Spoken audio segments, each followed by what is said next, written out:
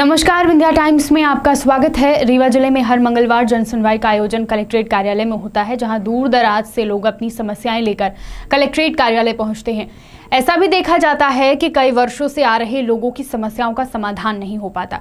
वह काफी दूर से आते हैं, लेकिन समस्याओं का पर्चा प्रशासनिक अधिकारियों को सौंपते हैं और फिर वापस चले जाते हैं, लेकिन उनकी समस्या का निराकरण नहीं हो पाता। इस मामले में रीवा कलेक्टर ने कहा कि कई ऐसे आवेदक आते हैं जिनके मन मुताबिक निराकरण कर पाना नियमों में नहीं है, इसलिए उनका निराकरण नहीं हो पाता। वहीं प्रशासन लगातार मॉनिटरिंग कर रहा है। जो भी प्रकरण जन सुनवाई में आते हैं, कोशिश यही की जाती है कि उनका अच्छी तरह से निराकरण हो जाए। जो कई वर्षों से आ रहे हैं, उनका कहना यह है कि जनपद में सुनवाई नहीं होती, फिर आपके यहाँ वो आते हैं, अपनी बात रखते हैं, फिर भी कार्रवाई नहीं होती। निश्चित रूप से ऐसे बहुत से आवेदक होंगे जिनके मन के मुताबिक उसका निराकरण किया जाना नियमों में संभव नहीं होगा, तो ऐसे प्रकरणों का निराकरण संभव नहीं हो पाता है। लेकिन हम लोग कंटिन्यूअस मॉनिटरिंग कर रहे हैं कि जो प्रकरण हमारे पास जन सुनवाई में आते हैं, जो सीएम हेल्पलाइन के पोर्टल पे आते हैं, उनको कंटिन्यूअस मॉनिटरिंग करते हैं, विभाग वाइज मॉनिटरिंग करते हैं और अधिकारी वाइज मॉनिटरिंग करते हैं। इसी के परिणाम हैं कि लगभग 20,000 के आसपास हर महीने हमारे पास सीएम हेल्पलाइन के प्रकरण आते हैं, जो कि मध्य प्रदेश में सबसे ज़्यादा है। और हम 12 से 13,000 प्रकरणों का संतुष्टिपूर्वक निराकरण करते हैं, जो कि मध्य प्रदेश में सबसे ज़्यादा है। लेकिन ये सही है कि बहुत सारे ऐसे आवेदक हैं जिनके आवेदन का हम उनकी इच्छा के अनुरूप निराकरण नहीं कर पाएंगे, क्योंकि हमें या तो नियमें परमिट नहीं करती हैं, या फिर उनकी पात्रता नहीं आती, या वो किसी पर्टिकुलर योजना के पात्र नहीं पाए जाते हैं, या आपसी विवाद के कुछ मुद्दे होते हैं जिनका निराकरण न्यायालय से ही हो पाता है। सर, एक विकलांग है, उसके पैर में जो प्रॉब्लम है बचपन से ही, चाहता है कि मुझे साइकिल मिल जाए, कई वर्षों से आ रहा है उसको। नहीं, ऐसे तो विभिन्न तरह के शिविर लगा के हम लोग उनके निराकरण करते हैं। इनके भी केस देख लेंगे, इस तरह के मामलों का निराकरण संभव है। रीवा जिले के हनुमाना तहसील अंतर्गत से एक अजीबोगरीब मामला सामने आया है, जिसमें एक वृद्ध को नशीली दवा का सेवन करवाकर उसकी संपत्ति को आरोपी के द्वारा हड़प लिया गया और जैसे ही नशीली दवा का असर खत्म हुआ तो पीड़ित वृद्ध के हाथ से पूरी जमीन जा चुकी थी। पूरा मामला हनुमाना तहसील अंतर्गत अमहा वासुदेव का है, जहां पीड़ित जोखन जायसवाल को आरोपी राकेश यादव व उसकी पत्नी रंजिता यादव द्वारा वृद्ध को नशीली दवा मिलाकर अपहरण कर लिया गया था।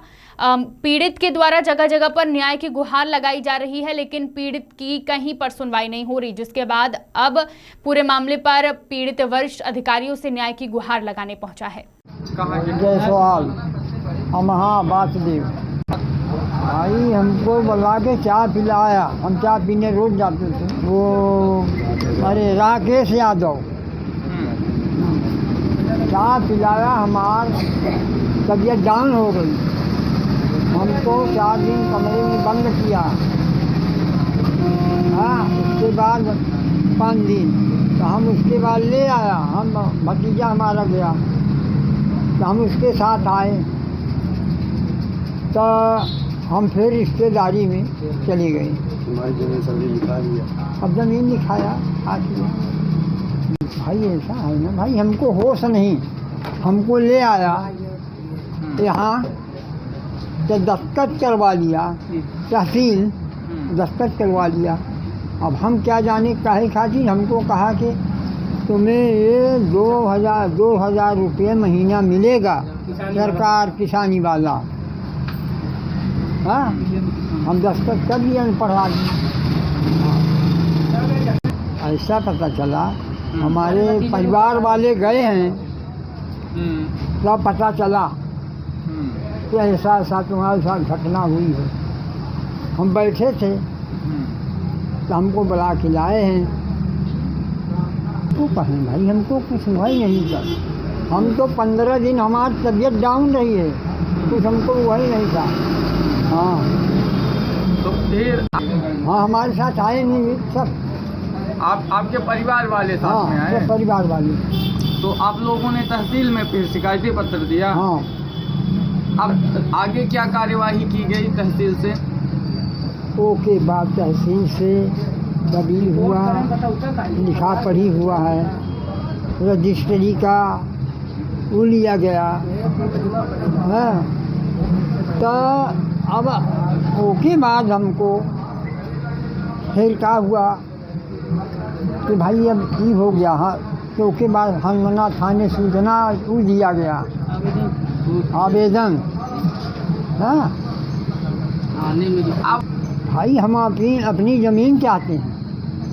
हाँ धन्यवाद।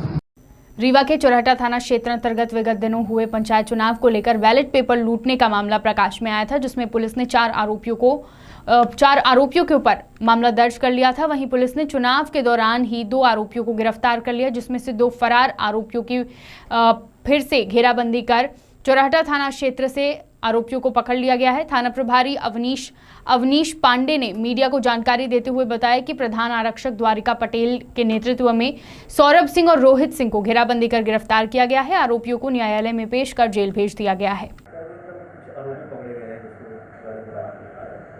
ये पंचायत चुनाव के दौरान ग्राम पंचायत पड़िया में कुछ आरोपियों द्वारा उदंडतापूर्वक कार्य किया गया था, बैलेट फाड़ दिए गए थे। उस पर थाना में अपराध पंजीबद्ध था। 2 आरोपी मौके से तत्काल अपन ने गिरफ्तार कर लिए थे। 2 आरोपी फरार थे। तो कल पुलिस को सूचना मिली कि आरोपी खैरा बस्ती के पास भटक रहे हैं, देखे गए हैं। तो थाने का पुलिस स्टाफ, जिसमें प्रधान आरक्षक द्वारिका और अन्य स्टाफ ने उनका पीछा किया और उनको गिरफ्तार किया। गिरफ्तार आरोपी रोहित सिंह और सौरभ सिंह हैं, जिनको गिरफ्तारी करके न्यायालय में पेश कर दिया गया, जहां से वो जेल चले गए हैं। ये चुनाव संबंधी अपराध पंजीबद्ध हुआ था। चुनाव में बैलेट फाड़ दिया था इन लोगों ने, लूट के आरोपी थे।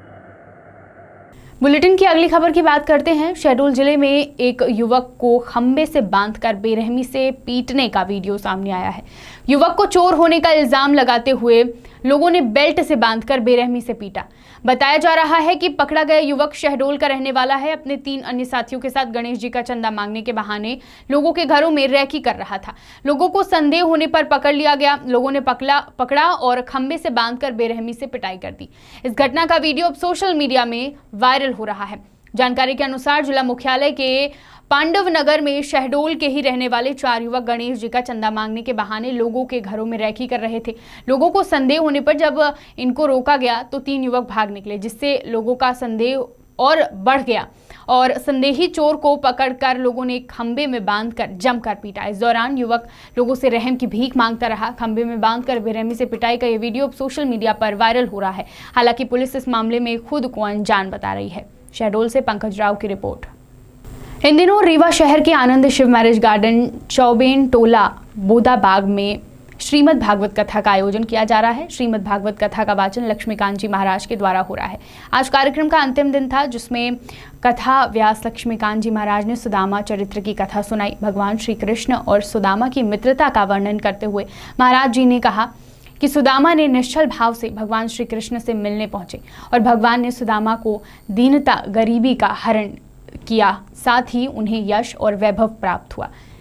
कार्यक्रम का आयोजन 31 अगस्त से 7 सितंबर तक हो रहा है। कार्यक्रम में यज्ञ आचार्य भास्कराचार्य ने मीडिया से बात करते हुए कहा कि सोमवार को भगवान श्री कृष्ण और रुक्मणी के विवाह उत्सव को धूमधाम से मनाया गया। 7 सितंबर को भंडारे का आयोजन होगा। कार्यक्रम में मुख्य भूमिका बाल्मीकि प्रसाद चतुर्वेदी व अरुण प्रताप चतुर्वेदी के द्वारा निभाई जा रही है।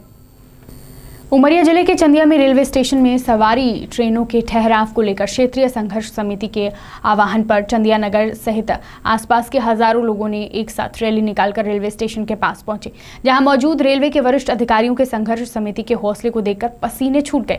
दरअसल चंदिया रेलवे स्टेशन में कोरोना काल से पहले रुक रही सवारी ट्रेनों के स्टॉपेज की मांग को लेकर क्षेत्रीय संघर्ष समिति के आह्वान पर चंदिया नगर सहित आसपास के प्रभावित हजारों लोगों ने रेलवे प्रशासन के खिलाफ हल्ला बोल दिया। इधर रेलवे प्रशासन के अड़ियल रुख और आंदोलनकारियों को रोकने के लिए रेलवे ने जीआरपी और आरपीएफ के सैकड़ों जवानों की तैनाती कर दी।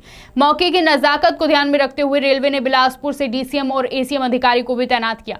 जानकारी यह भी है कि यह दोनों रेलवे के अधिकारी आंदोलित लोगों से बातचीत भी कर सकते हैं, लेकिन आंदोलनकारी अपनी मांगों को बिना मनवाए किसी भी कीमत पर मानने को तैयार नहीं। फिलहाल शायद कोई रास्ता निकले। वहीं जिले के पुलिस अधीक्षक प्रमोद कुमार सिन्हा ने भी सुरक्षा के लिहाज से एहतियातन पुलिस फोर्स को तैनात कर दिया है। उनके द्वारा जिले के अलग अलग थानों से पुलिस बल बुलाकर रेलवे स्टेशन के आसपास बल की तैनाती कर दी गई है।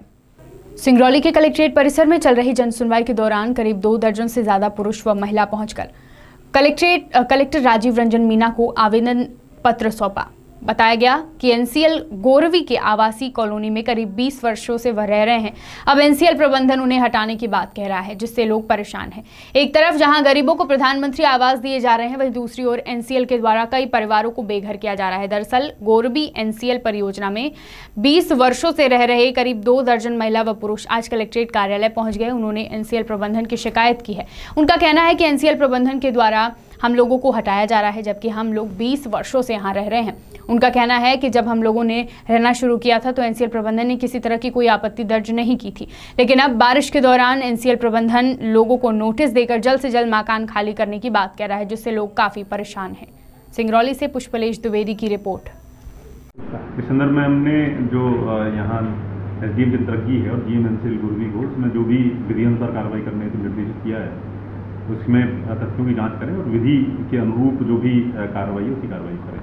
सर, जैसे उनका कहना है कि बारिश का सीजन रुक के हम लोग हटने के लिए तैयार है, लेकिन बारिश के बाद हमको हटाया जाए, तो उसके संबंध में आगे क्या कार्रवाई है सर? इस संबंध में हमने बताया कि विधि अनुसार परीक्षण करें और जो भी उसमें जो अपनी विधि जो कहती है उसके अनुरूप जो है आगे कार्रवाई उसमें करें।